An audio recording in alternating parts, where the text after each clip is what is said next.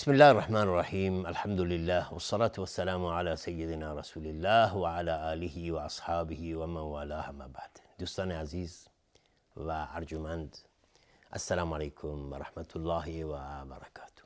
با برنامه آداب اسلامی یا آداب عبادت در مورد این موضوع صحبت خواهیم کرد و در برنامه گذشته بعضی از آداب نماز رو اشاره کردیم. یکی دیگر از آداب عبادت نماز شتافتن برای انجام دادن عبادت نماز در اول وقتش است. به مجردی که ندا داده شد حی علی الصلاة، حی علی الفلاح، ما بشتابیم به سوی ادای نماز و واجب هر انسان مسلمانی است که نماز رو در اول وقت بخونه و اون رو به تأخیر نیندازد تا اینکه وقت نماز خارج بشه. حالا اگر بعضی وقتا انسان مشغله‌ای داره یا مجبور میشه که نمازش به تأخیر بیفته، این در اون اشکالی نیست، ولی اینکه همیشه انسان مسلمان نمازش رو به تأخیر بیندازد یا نمازش وقتش تمام بشه، این خیلی بد است. خداوند در قرآن کریم میفرمایند ان الصلاة کانت علی المؤمنین کتابا موقوتا. به درستی که نماز بر مؤمنان در اوقات معین فرض شده و نوشته شده. وقت نماز ظهر وقتی که اذان داده شد، بشتاب به سوی نماز و نماز رو ادا کن. و پیامبر صلی الله علیه و سلم امر کردن به ادای نماز در اول وقتش. پیامبر صلی الله علیه و سلم میفرمایند صلی الصلاة لوقتها، نماز رو در وقت خودش بخون. و در جای دیگر از رسول خدا صلی الله علیه و سلم سوال شد که چه عملی بهتر است نزد خداوند؟ پیامبر صلی الله علیه و سلم فرمود الصلاة لوقتها، نماز خواندن در اول وقتش. پس چه عملی افضلتر و بهتر است؟ رسول خدا فرمودند الصلاة لوقتها. این وقت سوال وقتی از رسول الله شد، اول فرمودن الصلاة لوقتها، نماز در اول وقتش. سپس سوال شد چه عملی بهتر است؟ فرمودن بر الوالدین، نیکی کردن به پدر و مادر. بعد دوباره سوال شد ثم ای؟ قال الجهاد فی سبیل الله، جهاد در راه خدا بهترین عمل است بعد از نماز و نیکی کردن به پدر و مادر. پس ما دقت بکنیم، نماز در اسلام اهمیت خیلی بزرگی داره. سعی کنیم نماز رو دوست داشته باشیم و در اول وقت ادا بکنیم. هفتمین ادب از آداب نماز، رفتن به سوی نماز با وقار و با آرامش. یعنی انسان با آرامش خاطر، با وقار و با سنگینی و با متانت به سوی نماز بره. امروزه ما میبینیم بسیاری از ما مسلمانان وقتی که به سوی مساجد میریم، وقتی متوجه میشیم که امام داره به رکوع میره، همه دوان دوان به سوی مسجد روانه میشند و این خلاف سنت، خلاف دستورات اسلامه. و رسول الله صلی الله علیه و سلم به ما دستور داده، تعلیم داده که چگونه به سوی نماز برویم. رسول الله صلی الله علیه و سلم میفرمایند که اذا اقیمت الصلاة فلا تأتوها وانتم تسعون واتوها وانتم تمشون وعليكم السكینة فما ادرکتم فصلوا وما فاتکم فاتموا. پیامبر صلی الله علیه و سلم میفرماید هرگاه که اقامه نماز شد، شما به سوی نماز نشتابید، ندوید، بلکه شما به سوی نماز طوری بیایید که یعنی دارید یواش یواش حرکت میکنید، پیاده میرید، راحت، رفتن عادی. و علیکم السکینه، و بر شما آرامش، سکینت و متانت باشه. نه اینکه انگار کسی دنبال شما میدوه شما اینطوری بدوید به سوی نماز. نه، این دستور اسلام نیست. چون وقتی که انسان اینطوری به سوی نماز بدود، خب این حرکت باعث میشه که انسان انفعالاتی در بدنش حاصل بشه و وقتی که به نماز بیاد نفس میفته و نمیتونه چی بخونه اصلا. حتی ممکنه تکبیرت الاحرام هم درست نگه و نمازش باطل میشه. چون گفتن الله اکبر اول نماز باید کامل و درست و در حالت ایستادن کامل باشه. امروزه ما بسیاری مشاهده میکنیم که همینطور داره میدوه، خب از ترس این که امام سرش از رکوع بالا بکنه، الله اکبر همینطوری داره میگه و هنوز الله اکبرش تموم نشده رفته رکوع. این درست نیست. این نماز منعقد نمیشه، این نماز باطل میشه و نماز باطل است. پس ما دقت کنیم که چنان که رسول الله دستور دادند که عادی به سوی نماز بروید. وقتی که اقامه نماز شما شنیدید ندوید، پیاده راحت برید. فما ادرکتم فصلوا، هر چی از نماز شما درک کردید و یافتید بخونید. 1 رکعت، 2 رکعت، 3 رکعت، هر چی با امام رسیدید میخونید. و ما فاتکم فاتیموا، هر چی که از شما فوت شد و گذشت بعد از اینکه امام سلام میده شما بلند میشید و تمام میکنید و راحت این عبادت رو درست و صحیح انجام میدید. پس انسان باید دقت بکنه که به سوی نماز ندود، نشتابد، با اون آرامش خاطر و با اون سکینه و با اون متانت و آرامش ظاهری انسان سعی بکنه به سوی نماز برود.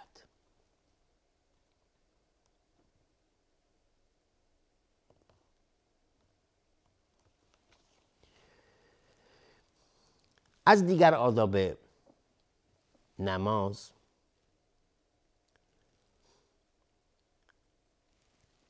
نخواندن نماز وقتی که غذا آماده است، یا اینکه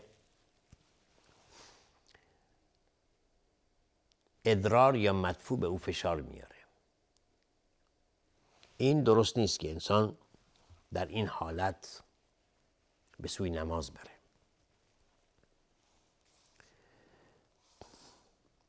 چون احادیث زیادی ما داریم که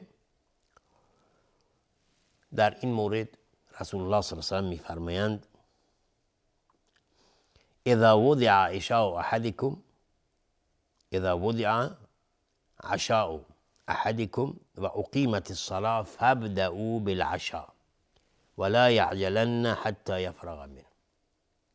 هرگاه غذای شب شما گذاشته شد، غذای شب یکی از شما، اذا وضع عشاء، اینجا منظور عشا همون خوراک شب است.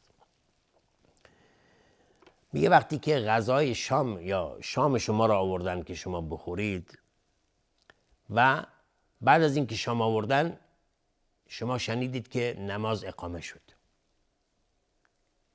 فابدأوا بالعشاء، رسول الله صلی الله علیه و آله میفرمایند که شما غذاتون رو شروع بکنید به خوردن غذا، ولا یعجلن، و شتاب نکنید تا اینکه حتی یفرغ منه، تا اینکه از خوردن غذاش فارغ بشه. نگاه کنید به اسلام چگونه اهمیت داده به انسان.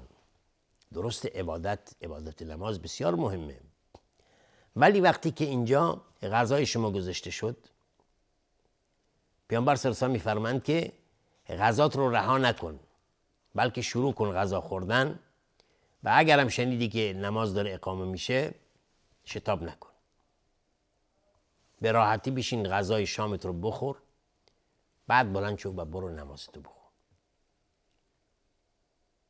چون خداوند به انسان اهمیت داده. شما وقتی که این غذا گذاشته میشه و میخواید برید به نماز، خب ممکنه فکر و ذکر شما در این غذا باشه. اون نمازی که شما میخونید ممکن اصلا هیچی حالیتون نشه چی دارید میخونید. پس اینجاست که اسلام میگه نه، اول غذاتو بخور بعد برو نمازتو بخور. و در روایت دیگری ما داریم حدیث دیگری، لا صلاة به حضرت الطعام، یعنی وقتی که غذا آماده شد و غذا گذاشته شد، نماز نه، نماز نیست. لا صلات به حضرت الطعام، نمازی نیست در حضور غذا. ولا و هو یدافعه الاخبثان. و همچنین کسی که ادرار یا مدفوع به او فشار میاره، درست نیست که بره به نماز بیسته، چون در نماز اصلا نمیدونه چی میخونه، به فکر خودشه که چگونه خودشو کنترل بکنه. پس انسان وقتی که ادرار یا مدفوع به او فشار میاره، لازم نیست که بره به مسجد. اگر هم اقامه نماز میشه، نه مشکلی نیست، نمازت یعنی نماز جماعت تمام بشه اشکالی در اون نیست. برو اول خودتو فارغ کن، خودتو راحت کن از این دو چیز، ادرار یا مدفوع، وضو تو بگیر بیا و به نماز بیست. اگرم نماز تمام شد اشکالی در اون نیست. امام نووی رحمت الله علیه میگن که در این احادیث دلالت بر اینه که نماز خواندن به هنگامی که غذا آماده شده و گذاشته شده، کسی که میخواد غذا رو شروع بکنه و بخوره، این مکروهه که انسان بره نماز بخونه. چون به خاطر چی؟ چون قلبش اینجاست و همش تو فکر این غذاست که حالا این غذا برای من گذاشته میشه نمیشه، همه میخورن یا نمیخورن، اهل خانه، فکر و ذکرش مشغول اینجاست و این باعث میشه که خشوع و خضوعی که در نماز میخواد حاصل بشه از بین بره، چون فکرش مشغول جای دیگری است. و همچنین هنگامی که انسان مدفوع یا ادرار بهش فشار میاره. حالا این دو مورد، هر مورد دیگری که این گونه باشه و انسان رو مشغول به خودش بکنه،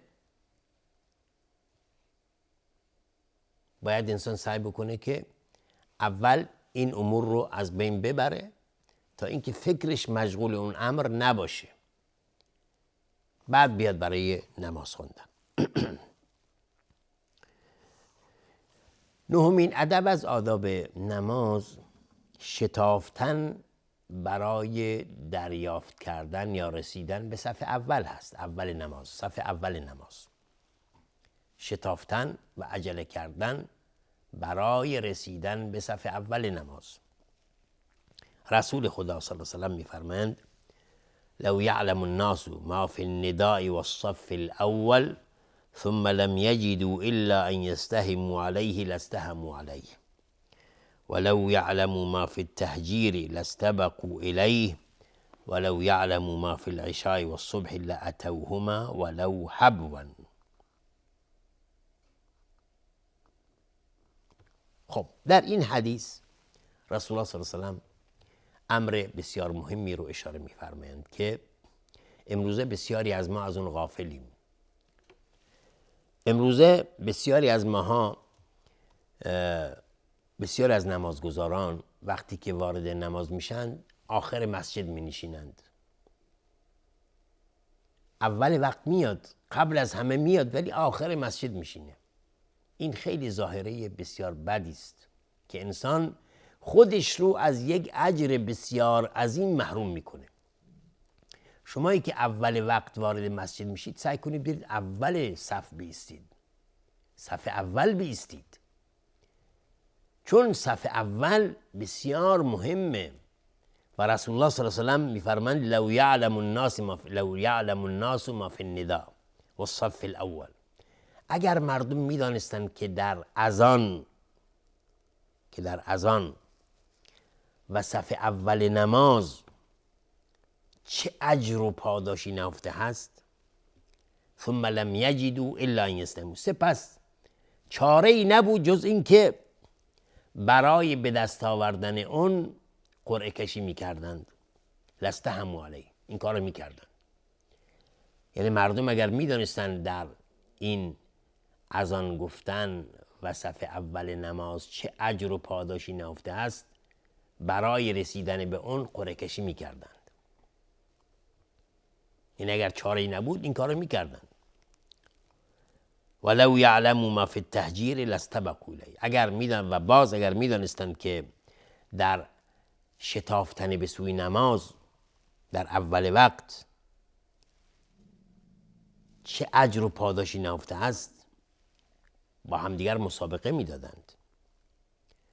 ولو یعلموا ما فی العشاء والصبح لاتوهما ولو حبا، و اگر باز میدانستند که در نماز عشا و نماز صبح چه اجر و پاداشی نهفته است، به سوی اون میشتافتن اگر هم 4 دست پا بود.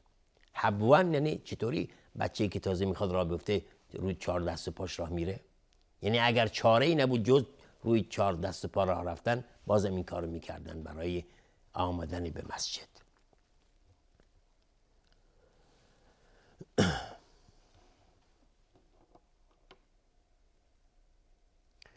و باز در مورد اهمیت صف اول نماز رسول خدا صلی الله علیه و سلم میفرمایند که خیر صفوف الرجال اولها، بهترین صف مردان صف اول نماز است.